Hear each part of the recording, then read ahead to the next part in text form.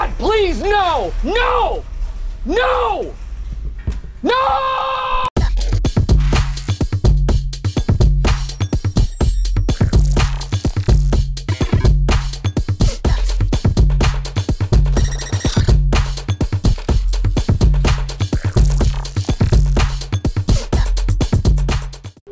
Salut les mecs.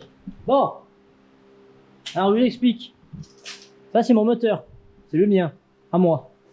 S'il est là, c'est parce qu'on voulait mettre cette inscription de bonne manufacture en rouge pour avoir plus de puissance. La vérité c'est qu'apparemment, par là, mon bon vieux Axel m'a dit qu'on voyait la culasse quand il regardait par autour. Donc voilà, c'est passé une couille, on verra ça plus tard. Donc, je suis allé à la casse. J'ai pris le moteur d'un Kangoo. C'est un Kangoo quoi qu'on a pris? Phase 2? Phase 2, ouais, il me semble. Je vous dirai ça en fin de vidéo pour être sûr, ou je corrigerai la vidéo. De phase 2. Là, il l'a mis à poil pour récupérer tout ce qu'il y a sur celui-là. Parce que par exemple, là, cette cale-là, le volant moteur, c'est pas le même à ce qu'il m'a expliqué. Là, il faut récupérer le truc pour refroidir l'huile. La pompe à eau, tout ça, c'est la même. Mais là, on va mettre encore cette salope de pompe. Putain, j'aurais bien voulu. On va prendre cette pompe, on va le remettre dessus. Et voilà. Après, il me semble qu'on a regardé, il va falloir changer le carter. Et on va regarder si la crépine, elle soque bien en bas. Parce que celle-là, ouais, remarque qu'à la limite, ça m'étonnerait que c'est la même. Donc voilà. Donc voilà où on en est. Mon moteur est mort. Il a fait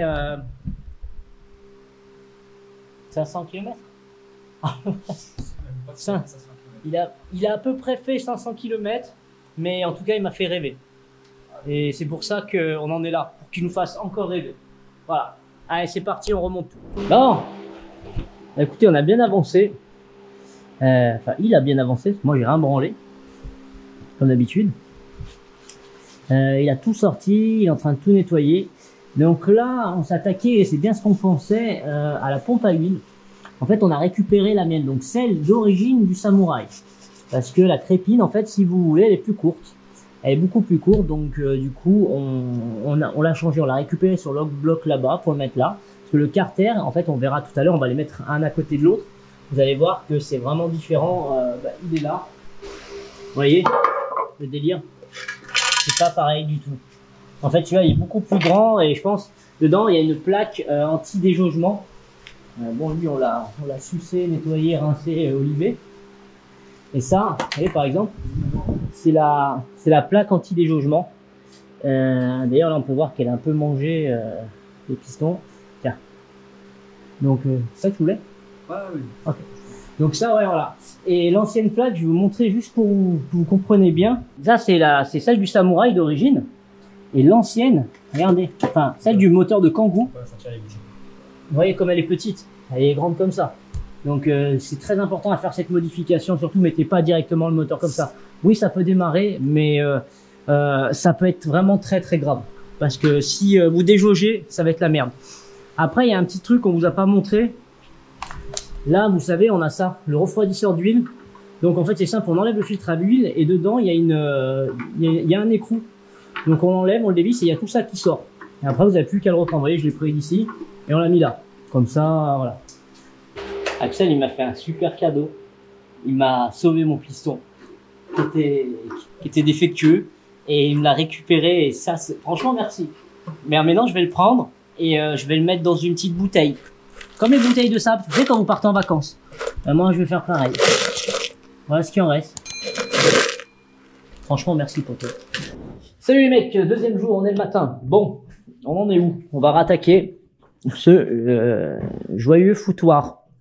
Donc, pour rappeler un peu le truc, j'ai trouvé un magnifique moteur de Kangoo phase 2 qui a été certifié par Léa. Donc, on la remercie. Si elle se reconnaît, n'hésite pas à m'envoyer un commentaire. C'est vraiment cool. Ça fera plaisir.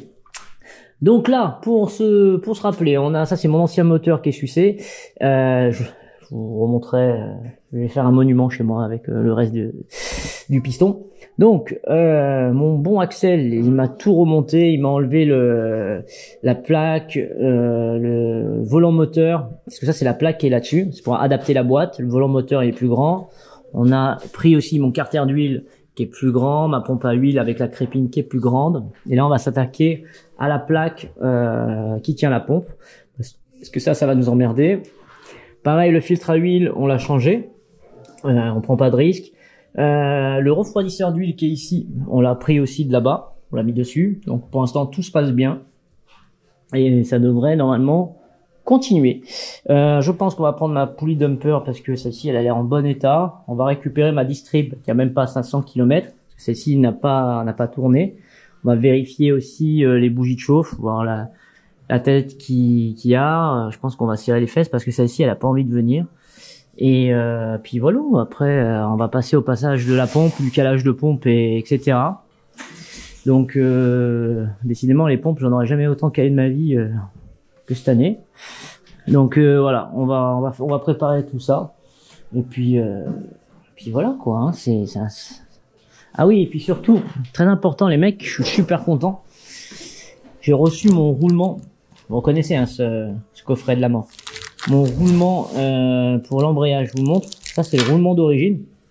Et si vous voulez, il gratte, il tourne même pas. Il est éclaté. Et ça, si vous voulez, il faut vraiment le changer. Si un jour vous faites un embrayage, je vous conseille de le changer. C'est le roulement qui va là. En fait, il se met là-dedans. C'est le roulement de queue de boîte de vitesse. C'est-à-dire que la boîte de vitesse, elle finit là-dedans. Pour la guider, en fait. Donc ça, pensez à le changer. Ça coûte... Moi, je l'ai payé 25 €, mais vous le trouvez à 7 € sur Internet ou j'en sais rien. Voilà. Moi, c'est un origine. Au moins, je suis sûr que voilà. Donc, allez, on remonte tout. Pareil, le thermostat, je l'ai là. Il était neuf. Je devais le changer. Vous vous rappelez dans une autre vidéo. Donc, je l'ai pris. On va remettre un neuf, monter à la pâte. Et comme ça, il n'y a pas de fuite. Tous les colliers, on fait pas de petite économie. On change tous les colliers de serrage. Parce que moi, je me rappelle que sur celui-là, les colliers, voilà, j'avais fait comme j'avais pu, mais c'était un peu de la merde.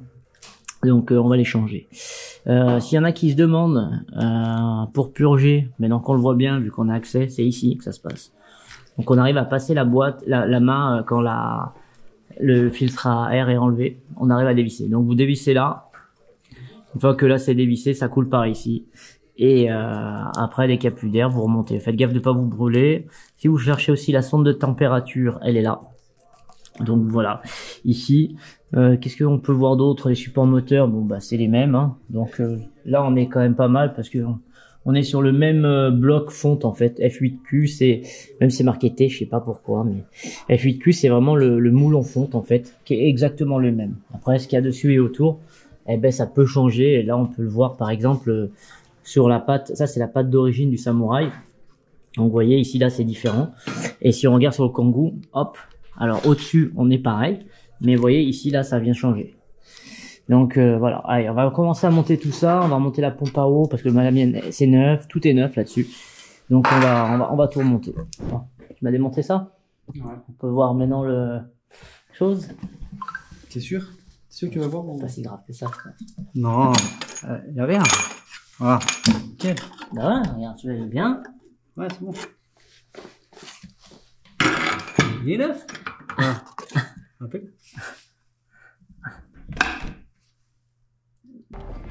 Bon, c'est vrai que celui-là, il a peut-être un petit défaut. Ah, non plus, bon. Mais pour faire un cendrier. Ah enfin, ce qu'il en reste. Vache. Attends, parce que j'ai pas regardé là encore. Je pense que là... Ah bah, il n'y a plus la soupape. Oh là, mais c'est la soupape qui a cassé. C'est possible que ce soit la soupape qui est cassée et qui soit rentrée dedans. La soupape elle a dû casser et avec le... Ça, regarde, là. Ça c'est possible. Regarde la soupape, tu la vois là. Ouais mais j'ai vu qu'elle avait tapé. Ah putain, cherche pas, c'est ça. C'est la soupape qui a cassé et qui est venue taper dans le piston. Hauteur de jointe de culasse. Non, je sais pas. Regarde, bizarre, parce que chaque piston ils sont marqués. Il est là le claquement. Ils ont tous tapé? Ouais. Regarde. Mauvais calage à bras quand même. Ouais. Je pense. Je pense que là, c'est ça le claquement que regarde les soupapes comme elles sont nettoyées. Ouais. Regarde les traces qu'elles ont. Elles cognaient en fait tous les pistons. J'avais tout cassé en fait. L'arbre à canne était calé comme de la merde. C'est ça. C'est un mauvais calage d'Abracam. C'est ça qui faisait le claquement et ça. Bon, du coup. Bah, du coup, on sait d'où ça vient. Et je pense qu'avec un peu de glu. Logiquement, moi je dis avec un peu de glu, tu peux le refaire. Hein. Regarde, la soupape elle est là, en plus, je peux la récupérer. Ah, bah, merci. Bon, on va faire un petit point sur comment vous éviter de fusiller votre moteur.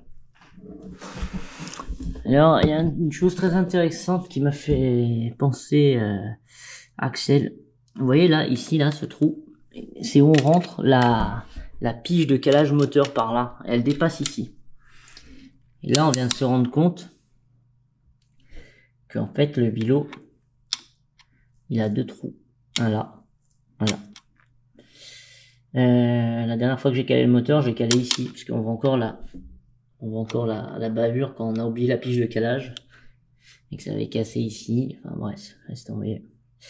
Donc, vous voyez là, on l'a mis au point Moreau, au PMH. Et si on regarde bien, ben là il y a un carré. Je sais pas si on va bien voir à la caméra, mais là il y a un carré ici. Donc ouais, je pense qu'il faudrait une revue technique ou une merde comme ça, je sais pas, pour essayer de comprendre cette histoire de ça là. Parce que là, il y en a un qui est poinçonné là. Là, c'est sûr qu'elle peut rentrer, et là aussi, les profondeurs sont les mêmes. Donc autant tu es en train de faire ta distrib et tu cales ici comme un gland, ou autant tu cales ici comme un gland, tu vois. C'est voilà. Alors que là, il y a vraiment une marque carrée. Et pour moi, ça a l'air d'être au PMH parce que vu le 1 et 4, ils sont hauts. Donc, ouais, voilà. Si quelqu'un a une réponse en commentaire, quelque chose de constructif pour ces problèmes-là de vélo, ça serait cool. Là, on avait demandé la réponse à des sages. Mais voilà. Là, la casse est entièrement due à mes compétences, je pense, qui ont été voilà, nulles, très très nulles. Donc l'arbre à canne était décalé d'une ou deux dents, je pense. Et on le voit ici. Vous voyez ça? En fait, ça allait arriver en chaîne. Ça allait arriver en chaîne parce que elles étaient tous, bon ben elle a pété. La culasse là, ça rien de la... Elle est morte. Je pense que ça, à mon avis, je peux la faire rectifier, ressouder. J'ai plus envie de la voir, je vais la jeter. Allez, dégage. Je vais récupérer les injecteurs dessus au cas où. Et puis voilà. Mais sa mère. Enfin, nous, du coup, on en est que ça y est, tout est remonté. Donc là, je refais un bouchon ici. Il y avait une espèce de tige bloquée, mais ça devait être pour un autre modèle. J'ai remis des colliers comme ça, parce que le problème de mettre ces colliers là sur le plastique, ça va faire un ovale et ça fuit. Donc il faut vraiment les serrer doucement. Ça non plus, je ne savais pas. Donc si vous mettez des colliers, serrez-les vraiment doucement. Vaut mieux que ça fuit et que vous resserrez pour que ça s'arrête de fuir. Là c'est tout bon. Là j'ai refait une patte aussi, parce que sur l'autre pompe, il y avait une patte qui tenait la pompe. Bon, elle allait pas sur ce modèle, donc j'en ai fait une comme ils ont fait un peu. Voilà, comme ça tient aussi un peu par derrière quand même. Ça peut être cool. Ici, tout est remonté, donc on a changé cette patte, celle du samouraï, je l'ai remis. Là, il y avait la patte du kangou ici, qui est par terre là-bas. Donc voilà. Là, la courroie elle est pas tendue, on n'a rien touché, on va aller chercher une pige et on va essayer de caler en comprenant le problème. Donc mon moteur qui claquait depuis le début, c'est pas parce que c'était un bousin, c'est parce que j'ai fait de la merde, ou il y a eu une merde, donc je sais pas ce que j'ai fait. Donc là, hors de question que je réitère ça, surtout que lui, 30 000 km, 400 €, j'habite en Corse, c'est un cadeau, et d'ailleurs merci Geoffrey d'Ocapiès. Parce que franchement, là, tu m'as mis super bien. Merci beaucoup. Bon, je viens de comprendre la connerie. Là, sur les joies de l'internet, il y avait pas mal de gens qui m'ont dit, tu verras, il faut le caler ici, là. Là, il y a un petit creux, là. Et en fait, sur la poulie, ici, il y a un point. Donc là, on voit pas ce que doit être derrière. Je vous le montrerai après. Et en fait, ce qui s'est passé, moi, j'ai mis mon point en question pile poil dans ce creux. Et je vais vous montrer quelque chose maintenant. Vous vous rappelez ce cache que j'avais pas? Ben, quand on regarde sur l'internet et qu'on se le met correctement, donc vous voyez là, la vis elle est bien, là c'est bien, tout est nickel. C'est comme le port salut, c'est écrit dessus. Là, en fait, sur internet, on vient de découvrir que le calage de l'arbre à canne, il est ici. Et si on regarde, on l'enlève, il y a une dent de décalage. Voilà ma connerie. J'ai eu une putain de dent de décalage à cause de ce putain de truc. Donc voilà, faites pas la même connerie que moi. Et puis le vibroquin aussi, ouais, j'ai expliqué tout à l'heure, quand t'étais pas là, la connerie de ça. Mais voilà, ce qui s'est passé, putain. Donc maintenant, on va recaler. Alors, si on regarde, voilà, le petit point que je disais, il est calé dessus. Là, il est là. Donc j'ai mis un point rouge, mais c'est ici. Donc bah là, il vient de le caler pile poil à la marque qu'on a fait pour l'équivalent. Mais vous voyez, il y a une dent, une putain de dent de décalage. Et voilà le travail, comment sucer un moteur. Donc pour caler une pompe, faut être tailleur de pierre en fait. Voilà. Alors là, on a un réglage de précision. Voilà. Vous voyez le sphinx en Égypte, c'est lui.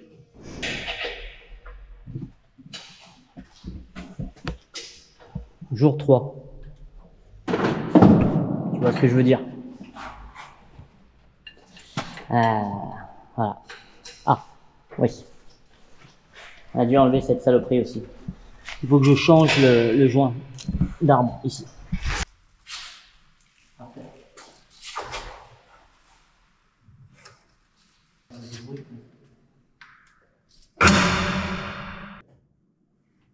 Salut les mecs, bon on se retourne au bureau. On arrête la vidéo là parce que à la fin, moi j'ai rien filmé. J'en avais tellement marre. Je passais 3 jours dessus à la fin. J'en pouvais plus. On a fini de monter le moteur, il devait être 18-19 heures. 3 jours passés dessus, à tout enlever, changer. Donc je vous ai pas monté, voilà, quand je rebranche le moteur et tout, je suis désolé. On a recalé la pompe. Honnêtement, une fois que tout était branché, les fluides faits, on a dû se reprendre peut-être à 3 fois pour avoir un réglage parfait. Et ça, c'était, voilà, après ça a démarré nickel. La différence de dingue. Je mets la clé, je tourne. Hop, ça vibre plus dans le volant. Quand je roule maintenant, putain, ça vibre plus parce que j'avais une putain de vibration et tout. Tu m'étonnes, les soupapes, elles étaient en train de se sequer avec les pistons là. Comme ça, arrêtez, s'il vous plaît, je vois plus rien. Donc c'était un gros bordel. Je sais pas si je vais le mettre en montage. Ouais, je m'en fous. Et du coup, non, même le préchauffage. Je sais pas pourquoi, avant, il fallait que j'attende moins 10 secondes pour qu'il démarre, machin. Le démarreur, des fois, il restait bloqué. Mais c'est normal, la soupape, elle devait être en contact avec le piston, ça devait forcer et ça devait niquer. Du coup, je pense que ça m'a niqué le démarreur, parce que des fois, je tourne et il bloque. Faut que je remette un coup pour qu'il reparte. Donc ça, je pense que ça va être à changer. Le moteur a 30 000 km et ça sent. Ça sent parce que dessus, franchement, il démarre, hop, tac, 3 secondes, je tourne la clé, pof, ça part, direct. La puissance, maintenant, il en a, je peux rouler en 4e, en 5e, c'est un overdrive, le truc, c'est de 70 à 100, même 120, ça y va. C'est incroyable, non, c'est vraiment, ouais, mon moteur était vraiment mort complètement. Donc faites attention, parce que cette histoire de calage, après étude du vibroquin, en fait, les trous qu'il y a, c'est des trous d'équilibrage du vibroquin. Malheureusement, ma pige Amazon est rentrée dedans, dans une. Et comme mon moteur est tordu, en fait, si vous voulez, dans la baie moteur, la clavette, moi, je me suis dit, bon, bah, elle est tordue, c'est fait exprès, on m'avait dit, il faut bien qu'elle soit en bas. Et quand j'ai regardé, en fait, la marque de calage de pige sur le vibroquin, elle est rectangulaire. Il faut un outil spécial rectangle qui se met. Et on est sûr que ça rentre. Ça peut pas rentrer dans les trous ronds de calage. Et en fait, il y avait un trou d'équilibrage de vibroquin à 2 cm de là où j'aurais dû mettre la pige. En fait, c'est ce décalage, pour ça que quand j'étais à 2 cm, en fait, j'étais dans un trou de calage, et j'ai vu la clavette du bas, elle était un peu en biais. Je me suis dit, bon, bah, comme le moteur est tordu, ça doit être à cause de ça. Erreur. Donc voilà, maintenant tout va bien. Ça s'est passé quand même le 28 août, par là à peu près. Donc là, je sais, j'ai sorti en retard, j'ai pas pensé. Donc voilà, je voulais vous en parler un petit peu de ma mésaventure, parce que quand tu travailles 1 an sur un projet, que tu fais 500 km et que ton piston, je vais vous le chercher, je reviens. Du coup, je me suis fait un petit trophée, je l'ai appelé le trophée 500 km F8Q. Voilà, je l'ai mis là-dedans. Petite soupape, piston, voilà. Je l'ai posé ça sur une étagère. Donc voilà, pour vous éviter d'avoir des trophées comme ça à la maison, faites bien gaffe. Parce que moi, ça m'a coûté un moteur et pas mal de temps perdu, hein, au final. Après, au final, c'est un mal pour un bien. Parce que là, un moteur de 30 000 km, c'est... Vous savez pas dans ma tête comment je suis tranquille. C'est incroyable. Toutes mes composantes sont neuves, que ce soit la batterie, le démarreur, même s'il est un peu sucé, bon tant pis, mais le radiateur, tous les colliers, j'ai pu tout refaire nickel, les joints, tout. J'ai une voiture là qui est saine au niveau mécanique.